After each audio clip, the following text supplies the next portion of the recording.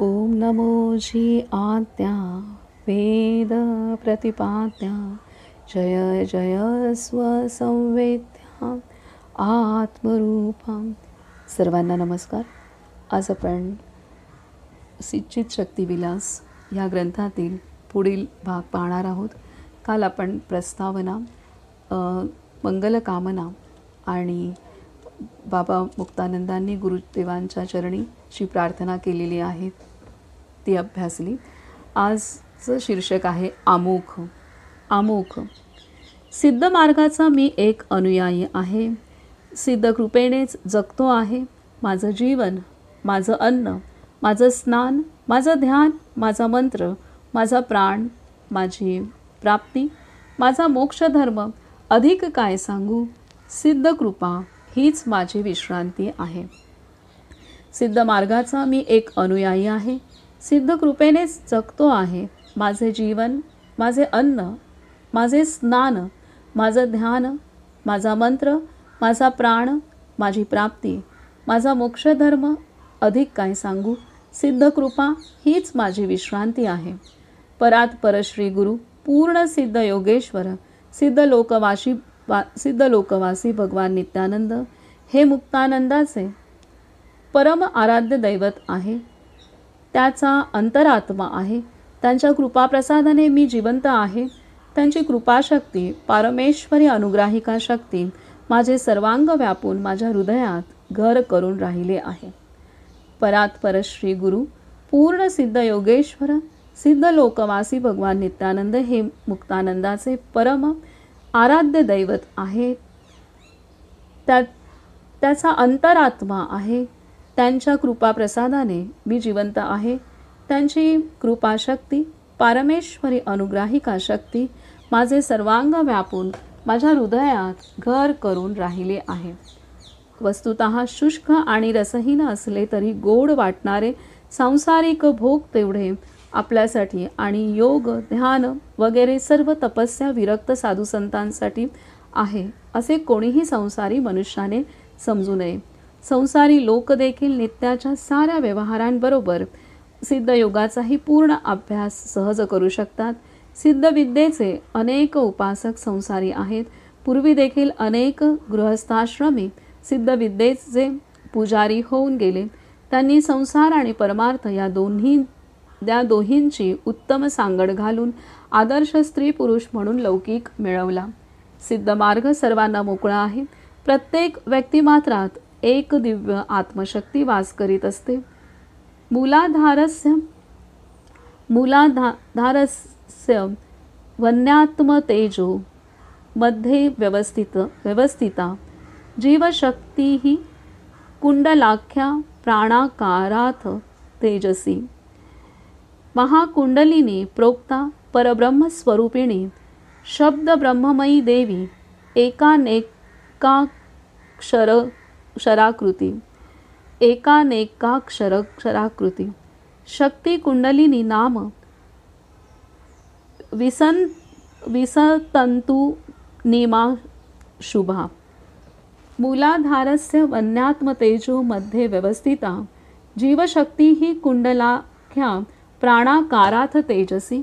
महाकुंडलिनी प्रोक्ता परब्रह्मस्वरूपिणी शब्द ब्रह्ममयी देवी एकानेकाक्षराकृती ही शक्ती कुंडलिनी नाम विसतंतुनिमा शुभा असे तिचे वर्णन आहे. याचा अर्थ असा की ही शक्ती परब्रह्मस्वरूपिणी महादेवी आहे. लोक तिला कुंडलिनी म्हणतात कारण ती कुंडलाकार आहे. ती सुवर्णकांतीयुक्त आहे, तेजोमय आहे. परशिवाची ती परम निर्भय शक्ती आहे. नरनारींची प्राणरूपिणी जीवशक्ती आहे. अकारापासून क्षकारापर्यंत साऱ्या वर्णाचा उदय तिच्यापासूनच होतो. या आपल्या अंतरशक्तीचे ज्ञान करून घेऊन संसारात राहूनही मनुष्याला तिचा उपयोग करता यावा यासाठीच मी त्या शक्तीचे वर्णन करीत आहे. कुंडलिनी प्राणस्वरूपिणी आहे. ती पारमेश्वरी कुंडलिनी शक्ती जागृत झाली की वृक्ष, शुष्क, रसहीन वाटणारा संसार रसपूर्ण, समृद्ध आणि पूर्ण संतोषरूप वाटू लागतो. आत्म्याची आल्हादिनी विश्वविकासिनी शक्ती क्षिती भगवती, तीच ही कुलकुंडलिनी. मूलाधार चक्रामध्ये कुंडलाकार स्थितीत राहून ती मनुष्याच्या शरीराचे सर्व व्यवहार नियमबद्ध करीत असते. सद्गुरु कृपेने ती जागृत झाली की मनुष्याच्या प्रारब्धानुसार त्याच्या सांसारिक जीवनाचा सर्वांगीण विकास घडवून आणते आणि अतिशय स्नेहपूर्ण अशी परस्पर देवभावना, परस्पर देवोभवची भावना निर्माण करून संसार स्वर्गमय करून टाकते. संसारात जे जे काही अपूर्ण असेल त्याला पूर्णत्व प्राप्त करून देते. ही पारमेश्वरी शक्ती गुरु अनुग्रह रूपाने ज्या पुरुषात प्रवेश करते त्याचा कायापालट होऊन जातो. आपल्या अंतरशक्तीचे व्यापक स्वरूप पूर्ण समजल्यानंतर अशा पुरुषाला आपल्या पत्नीबद्दल नितांत प्रेम वाटू लागते आणि तिच्याशी त्याचा निस्वार्थ स्नेह संबंध जुळून येतो. आपली पत्नी ही केवळ एक स्त्री देहधारी व्यक्ती नसून ती साक्षात पारमेश्वरी कुंडलिनीच आहे हा भाव त्याच्या हृदयात निर्माण होतो. याच प्रकारे पत्नीलाही आपल्या पतीबद्दल शुद्ध चितिभाव निर्माण होऊन तिच्याही अंतःकरणात पतीबद्दल पूर्ण श्रद्धा, सेवाभाव आणि अत्यंत स्नेहभाव वाढीला लागतात. इतकेच नव्हे तर कुंडलिनीच्या प्रभावामुळे आपला पती हा केवळ मानव नसून साक्षात परमेश्वर आहे असे पूर्ण ज्ञान तिच्या अंतःकरणात प्रकट होते. ही गुरुकृपा शक्ती ज्या मातेच्या अंतर्यामी प्रविष्ट होते तिचा सारा संसार आनंदपूर्ण होऊन जातो. या शक्तीच्या प्रभावामुळे मातांना स्वतःबरोबरच आपल्या अपत्यांच्याही सत्य स्वरूपाचे ज्ञान झाल्याने आपल्या मुलामुलींमध्ये विद्या, विनय, कला, कौशल्य आदी गुणांची जोपासना करण्याचे सामर्थ्य त्यांना प्राप्त होते. या शक्तिपातरूपी परमशक्तीचा अनुग्रह प्राप्त होताच त्यांना आपल्या मुलाबाळांचा परमोत्कर्ष घडविण्याची योग्यता प्राप्त होते. हे ज्ञान काल्पनिक नाही किंवा केवळ मुक्तानंदाचे वेदवाक्यही नाही. रुद्रो नरः उमानारी तस्मै तस्ये नमो नमः. रुद्रो नरः उमानारी तस्मै तस्ये नमो नमः हा रुद्र हृदयोपनिषदातील एक सत्य आणि प्रमाण मंत्र आहे. याचा अर्थ असा की जगताचे मूल कारण, परम आराध्य, निर्गुण, निराकार, अजन्मा आदी सनातन सत्य साक्षी असा जो परमेश्वर तोच पतिरूप बनला आहे आणि जिला चिती, उमा, दुर्गा, प्रतिभा किंवा मालती म्हणतात, जी परमशिवाची पराशक्ती कुंडलिनी आहे, ज्या पारमेश्वरी शक्तीमुळेच जगत कार्य चालत असते, जी परमशिवाची प्रिय सम्राज्ञी अर्धांगिणी आहे, जी राधा, सीता, मीरा इत्यादी स्वरूपांत सुकन्या, गृहिणी, सती, पतिव्रता, माता, योगिनी, जननी वगैरे संज्ञा धारण करते, तीच नारी बनली आहे, तीच पत्नी बनली आहे. म्हणून या उभयंतांना मी नमस्कार करतो. अशा प्रकारचे नवीन ज्ञान या शक्तीचा उदय होताच संसारी जनांना प्राप्त होते. ही गुरुकृपा शक्ती प्राप्त झाल्याने संसार स्वर्गमय होऊन जातो. म्हणून या मार्गाची माहिती व्हावी याच उद्देशाने हा ग्रंथ लिहिला आहे. साऱ्या मानव मात्रांत या शक्तीच्या ज्ञानाचा प्रसार व्हावा. कुंडलिनीचा हा जो विश्वविलास चालला आहे त्याच्या विकासात स्वतःचाही विकास प्रत्येकाने करून घ्यावा. नरनारींनी ही शक्ती प्राप्त करून घेऊन परस्परांशी केवळ गरजेपुरत्या नव्हे तर सारा निस्वार्थ प्रेमाने व्यवहार करावा आणि पूर्ण ज्ञानद्वारा अंतर्यामी विकसित होणाऱ्या चितिविलासाची प्राप्ती करून घेऊन तेजोमय बनून राहावे. पती पत्नींनी परस्परांना केवळ विलासभूमी न समजता एकमेकांना सन्मानाने, सत्काराने वागवावे.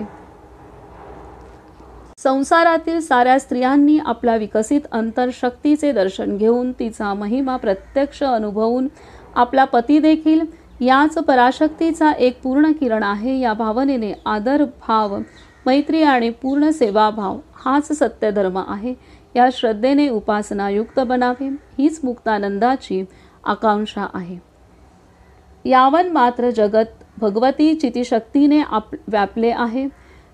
ही गोष्ट सर्व स्त्री पुरुषांनी ध्यानात ठेवली पाहिजे. या संसाराचे मूळ चिती, तिच्या सहाय्याने तो चालतो आणि तिच्यातच तो व्याप्त आहे. विश्वातीत पूर्ण पुरुष, निर्गुण, सर्वाधार, वेदांतोक्त नेतीनेतीचे लक्ष, अहम ब्रह्मास्मीचा परमाधार असा जो चिदात्मा, ज्याला परमशिव परमात्मा म्हटले जाते, त्यालाच चिती म्हणतात. चिती त्याच्यापासून वेगळी नाही, ती पराशिवाशी तन्मय झालेली, त्याच्याहून अभिन्न अशी पराशक्ती असून तिला शिवशक्ती असेही म्हणतात. या चराचर विश्वात तिचे सौंदर्य प्रगट झाले आहे. ही परमशिवाची परम अभिन्न चितशक्ती आहे. हे दृश्य जगत म्हणजे तिच्या आत्मस्फुरणाचाच बाह्य पसारा आहे. हीच महाचिती भगवती व्यवहारी जगात अनुकूल प्रतिकूल साधक बाधक अशा रूपांनी अनेक प्रकारे भासमान होत असते. तन्नाना अनुरूप ग्राह्य ग्राहक भेदात प्रत्यक्ष विज्ञाहृदयम सूत्र 3. परंतु अशी भासली तरी ती परमस्वतंत्र रूपिणी चिती आपल्या स्वातंत्र्य शक्तीने आपल्या स्वतंत्र स्थितीत 36 तत्वरूप बनते आणि नरनारी किंवा प्रकृती पुरुष अशी रूपे धारण करते. संसार कितीही रूपांत विभाजित झालेला दिसला तरी ही 2च रूपे मुख्य आहेत. एक पुरुष, दुसरी प्रकृती. एक नर, दुसरी नारी. पशु पक्षी वृक्षादी सृष्टीतही हेच 2 प्रकार दृष्टीस पडतात. अन्य व्यवहारांतही श्रेष्ठ कनिष्ठ, पुण्य पाप, बंध मोक्ष, आनंद अक्षोभ अशा जोड्याच अनंत रूपांनी सर्वत्र दृष्टोत्पत्तीस येतात. तरीसुद्धा एकच चिती ग्राह्य ग्राहक म्हणजेच भोग्य भोक्ता रूपांनी नटली आहे. सारा संसार चितीने व्यापलेला आहे हेच मला पुन्हा पुन्हा सांगावयाचे आहे. संसार सर्वथा चितीचा आहे. इतकेच नव्हे तर तो चिती स्वरूपच आहे. ज्ञानदृष्टीने पाहिल्यास संसारात चितीशिवाय दुसरे काहीच दिसणार नाही. मनुष्य समजो की न समजो, अंतरशक्तीचा विकास झाला नाही तरी प्रत्येकाने एक गोष्ट अवश्य ध्यानात ठेवली पाहिजे की संसारात मनुष्य देह धारण करून परमात्माच खेळतो आहे. मनुष्य देहमास्थाय छन्नास्ते परमेश्वरः प्रत्यभिज्ञा हृदयमधील हा संदर्भ आहे. अशा रीतीने परमेश्वरानेच जर संसारात नरदेह धारण केला असला तर मग सिद्धयोगाच्या साधकांना आपल्या अंतरशक्तीचा विकास करणे सहज शक्य आहे. परंतु असे असूनही सामान्य संसारी लोक त्या चितिशक्तीची जाणीव ठेवत नाहीत, तिच्याकडे लक्ष देत नाहीत किंवा अंतर्यामी तिची पूजाही करीत नाहीत. ही फार मोठी चूक होते. शिवशक्तीच्या या व्याप्तीमध्ये सामान्य मानवाला भेद भासत असले तरी गुरुकृपेचा अवलंब करणाऱ्यांना सारा संसार पूर्ण प्रेममय अभेद रूपच भासतो. संसार पथाच्या यात्रिकांनो, जर आपली यात्रा निर्विघ्नपणे पार पडावी असे तुम्हाला वाटत असेल तर तुम्ही आपल्या आराध्य चितिकुंडलिनी महेश्वरीचे ज्ञान करून घ्या. ध्यानद्वारा तिला जागृत करा आणि तिचे दर्शन सुख घेत संसारही सुखाने करा. तिची आनंदमयी प्रभाच गुरुजनांच्या रूपाने प्रगट होते. अशा या परब्रह्ममयी कुंडलिनी महाशक्तीला चितशक्ती या नावाने संबोधून मी तिचे वर्णन करीत आहे. तुमच्या अंतरात श्री गुरु प्रसाद रूपाने जागृत झालेली चितिकुंडलिनी तुमची यात्रा मोठ्या कुशलतेने पार पाडील. हा ध्यानयोग म्हणजे संसारातील परमार्थ मार्गदर्शक महायोग आहे. चितीच्या कृपाप्रसादाने तुम्ही महान बनाल. तुमचा संसार योगमय होईल, रसवान बलवान होईल, प्रेयही होईल आणि श्रेयही होईल. तुमचे घर काशी क्षेत्र बनेल. व्यवहाराला नित्यनेमाचे स्वरूप येईल. सगळे सोयरे देवदेवता वाटू लागतील. भोजन नैवेद्य रूप होऊन जाईल. सर्व कर्मे परमात्मा पूजाच होऊन बसतील आणि असे होता होता चितीशी पूर्ण तद्रूप होण्याची अंतिम फलप्राप्ती तुमच्या पदरी पडेल. शिवशक्तीच्या या व्याप्तीमध्ये सामान्य मानवाला भेद भासत असला तरी गुरुकृपेचा अवलंब करणाऱ्यांना सारा संसार पूर्ण प्रेममय अभेद रूपच भासतो. संसारपथाच्या यात्रिकांनो, जर आपली यात्रा निर्विघ्नपणे पार पडावी असे तुम्हाला वाटत असेल तर तुम्ही आपल्या आराध्य चिती कुंडलिनी महेश्वरीचे ज्ञान करून घ्या. ध्यानद्वारा तिला जागृत करा आणि तिचे दर्शन सुख घेत संसारही सुखाने करा. तिची आनंदमयी प्रभास गुरुजनांच्या रूपाने प्रगट होते. अशा या परब्रह्ममयी कुंडलिनी महाशक्तीला चितशक्ती या नावाने संबोधून मी तिचे वर्णन करीत आहे. तुमच्या अंतरात श्री गुरु कृपा प्रसादाने जागृत झालेली चिती कुंडलिनी तुमची यात्रा मोठ्या कुशलतेने पार पाडील. हा ध्यानयोग म्हणजे संसारातील परमार्थ मार्गदर्शक महायोग आहे. चितीच्या कृपा प्रसादाने तुम्ही महान बनाल. तुमचा संसार योगमय होईल, रसवान बलवान होईल, प्रेयही होईल आणि श्रेयही होईल. तुमचे घर काशी क्षेत्र बनेल. व्यवहाराला नित्यनेमाचे स्वरूप येईल. सगळे सोयरे देवदेवता वाटू लागतील. भोजन नैवेद्य रूप होऊन जाईल. सर्व कर्मे परमात्म पूजाच होऊन बसतील आणि असे होता होता चितीशी पूर्ण तद्रूप होण्याची अंतिम फलप्राप्ती तुमच्या पदरी पडेल. हे मातृपितृरूप परमेश्वरी चितशक्ती, आपण शक्ती आहात आणि शिवही आहात. अंतरात स्फुरणारे आत्मरूप आपणच आहात. जगद्रूप आणि आत्मरूप ही आपली दोन्ही रूपे परमानंदमय आणि सौंदर्ययुक्त आहेत. आपले पूर्ण ज्ञान जोपर्यंत होत नाही तोपर्यंतच शिवशक्ती जगत, माया, बंधमोक्ष, विषय त्याग, परमार्थ, प्रपंच इत्यादी गुणांचा अध्यारोप अज्ञानी जीव आपल्यावर करीत असतात. हे परम आदरणीय महाशक्ती, ज्यावेळी आपण गुरुरूपाने कृपा करून शिष्याच्या अंतरात प्रविष्ट होता त्यावेळी त्याला अंतर्ज्ञान प्राप्त होऊन त्यामुळे बाह्य व्यवहारही आपलाच विलास आहे असा बोध होतो. सिद्धयोग, कुंडलिनी, महापूजा, ध्यानयोग ही आपलीच आत्मकृती असून तिच्यात पूर्ण रूपाने वास करून साधकांची ध्यान साधना पूर्ण करून आपणच त्यांना स्वस्वरूप प्रदान करीत असता. ज्याप्रमाणे पटामध्ये सर्वत्र तंतूच भरलेले असतात आणि घट केवळ मृण्मय असतो, त्याचप्रमाणे या जड चेतनात्मक जगताच्या रूपाने आपणच नटला आहात. हे ज्ञान झाले की भेदातही अभेद दिसू लागते आणि व्यवहारातही परमार्थाचे दर्शन घडू लागते. आपण परशिवाची पराशक्ती असून जेव्हा साधकजन नमः शिवाय, सोहम, ओम वगैरे नामोच्चार करीत आपल्या स्मरणात स्वतःला संपूर्ण विसरून जातात तेव्हा आपण त्यांच्या अंतरात प्रगट होता. हे परमस्वतंत्र सत्ते, सर्व मंत्र ही तुझीच नामे आहेत. सर्व तंत्रे तूच निर्माण केली आहेस. हे जगत देखील तुझाच प्रगट आविष्कार आहे. हे संवित्ती, नामारूपे, नाना रंग, नाना आकृती यांचा अथांग समुच्चय रूप असलेले हे विश्व तुझेच बाह्य स्फुरण आहे. तुला माझे अनंत नमस्कार. ज्याप्रमाणे सूर्याहून सूर्यकिरण भिन्न नसतात, पाण्याहून तरंग वेगळे नसतात, पृथ्वीहून मातीचे कण देखील भिन्न नसतात, त्याचप्रमाणे अनंत रूपांनी भासमान होणाऱ्या हे चितीश्वरी, तुझा मुक्तानंदही तुझ्याहून अभिन्न आहे. अनंत किरणपुंजातील एक किरण आहे. मुक्तानंदाचा उदय तुझ्यातूनच झाला आहे. त्याला जीवनही तुझ्यापासूनच प्राप्त झालं आहे आणि त्याचा अंतिम लय देखील तुझ्यातच होणार आहे. तो तुझाच मुक्त, तुझ्यामुळेच मुक्त आणि तुझ्यातच मुक्त आहे. तो तुझाच मुक्त, तुझ्यामुळेच मुक्त आणि तुझ्यातच मुक्त आहे. अनंत नमस्कारपूर्वक मी हा माझा ग्रंथ तुला अर्पण करतो. माझ्या लाडक्या सिद्ध विद्यार्थ्यांनी आणि विद्यार्थिनींनी मला माझ्या साधनेतील अनुभवांसंबंधी लिहिण्याची प्रेमाची विनंती केली. त्यांच्या अत्याग्रहावरून हा ग्रंथ सोमवार दिनांक 12 मे 1969 या दिवशी महाबळेश्वर मुक्कामी मी आनंद भवनात लिहिण्यास सुरुवात केली. हा एक छोटासा ग्रंथ आहे. याचे स्वरूपही पूर्वकालीन महापुरुषांनी लिहिलेल्या ग्रंथांसारखे नाही.